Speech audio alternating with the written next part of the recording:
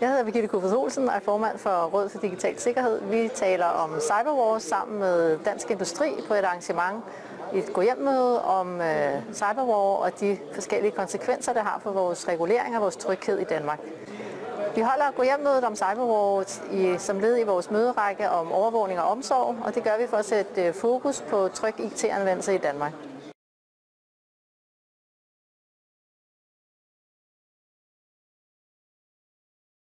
Jeg hedder Thomas Elkjær Nielsen. Jeg arbejder på Forsvarsakademiet her i København, hvor jeg sidder som analytiker og beskæftiger mig primært med strategisk kommunikation og cyberwar og informationskrigsførsel i moderne konflikter. Hvad gik oplægget i dag ud på? At prøve at definere, hvad cyberwar og cyberattacks egentlig kan være. Og dermed også, hvordan det kan betragtes i forhold til brugen i moderne krige. Det er meget, meget svært at se på, for det første, hvad for en effekt det rent faktisk har. Kan man lave et angreb og se den fysiske effekt? Det er meget svært med cyberwar. Dernæst, hvad er det egentlig for et motiv, der ligger bagved?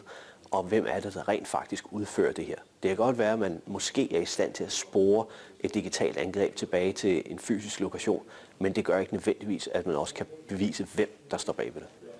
Der er en meget stor debat, primært i det militærakademiske område, omkring hvad cyberwar egentlig er, hvad det er, vi skal forvente at se.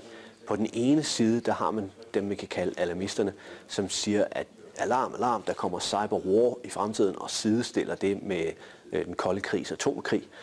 Og så er der på den anden side af spektrummet, de vi kan kalde pragmatikerne, som taler om, ja, cyber er en integreret del af fremtidens militære operationer og væbnede konflikter, men det vil ikke have det omfang, som alarmisterne siger. Det vil have en effekt på sabotage, undergravende virksomhed, propaganda og subversion, ødelæggelse, så det er noget, der kører sideløbende med og understøtter øvrige dele på land, sø og luftmilitære områder.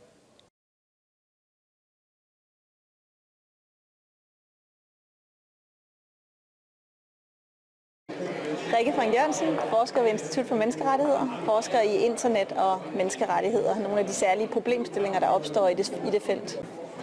Jeg skulle tale om cyberwar og menneskerettigheder, og jeg fokuserede på to problemer.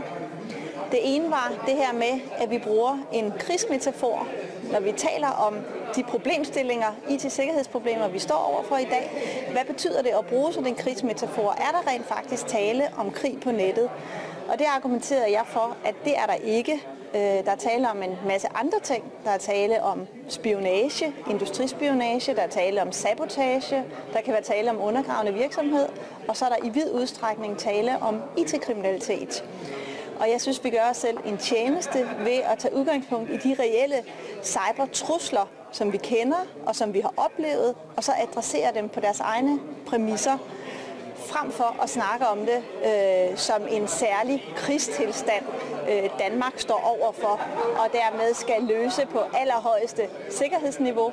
Fordi det, der er et af problemerne ved at eskalere det op til krigsniveau, det er jo også, at så betyder det, at staten er i en særlig undtagelsestilstand, hvor man så kan suspendere grundlæggende menneskerettigheder, fordi hensynet til statens og rigets sikkerhed, det trumfer menneskerettighederne, eller i hvert fald nogle af dem, når vi er i krig. Så det var min ene pointe, det var, pas på med at bruge krigsmetaforen. Det berettiger en særlig undtagelsestilstand, hvor vi trumfer rettigheder. Den anden pointe og ting, jeg talte om, det var, at ved at bruge en krigsmetafor, så siger vi også noget om, hvem der skal forsvare os. Fordi hvis vi er i krig, så er det naturligt, at det er forsvaret, der får en central hovedrolle. Og spørgsmålet er, om det er rigtigt her, at det er forsvaret, der skal spille hovedrollen. Ikke dermed været sagt, at de slet ikke har en rolle at spille, men som det er i dag, der har vi jo etableret et center for cybersikkerhed under Forsvarets efterretningstjeneste, og har dermed lagt en del af problemløsningen derover.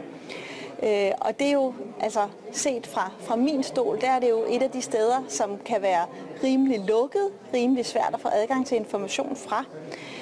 Så derfor vil jeg argumentere for, at man i højere grad tematiserer det som IT-sikkerhedsproblemer, der skal løses i et åbent samarbejde mellem en række interessenter i Danmark. Private virksomheder har en meget, meget væsentlig rolle, offentlige myndigheder står over for kæmpe udfordringer. Den enkelte borger skal også oprustes. Og så kan der selvfølgelig også være dele af problemet, hvor vi skal have militær, forsvar, efterretningstjeneste på banen. Men lad være med at starte med det udgangspunkt, men starte med at identificere, hvilke problemer det er, vi skal løse.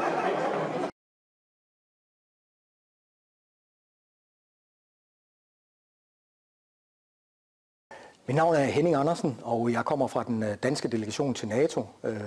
Det man populært kunne kalde den danske ambassade i NATO. Og jeg er forhandler og diplomat, og det vil sige, at jeg til daglig forhandler om cyberdefense i det internationale miljø. Mit oplæg i dag har handlet om, hvad NATO's cyberdefense egentlig er, og måske vigtigst, hvad det ikke er. Og det er primært for at undgå mange af de misforståelser, man ser omkring NATO's cyberdefense, hvor man har opfattelsen af, at det er noget, der vil beskytte nationernes netværk, men det er altså et system, der er bygget primært til at beskytte NATO's egne netværk. Beskyttelsen af de nationale netværk er derimod et nationalt ansvar, og dem skal man opbygge ved hjælp af nationale kapaciteter. Det vigtigste punkt er nok, at cybersecurity og cyberdefense er ikke ligesom andre forsvarsområder eller andre militærområder. Der er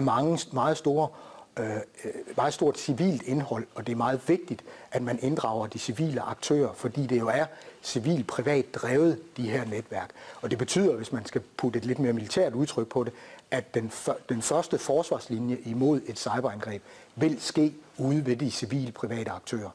Det skal selvfølgelig foregå sådan så, at det er styret fra staten af på en eller anden måde, men den styring skal ikke ske ved, at staten går ind og prøver at styre de civile og private virksomheder, men igennem den dialog, der skal være imellem de private og staten.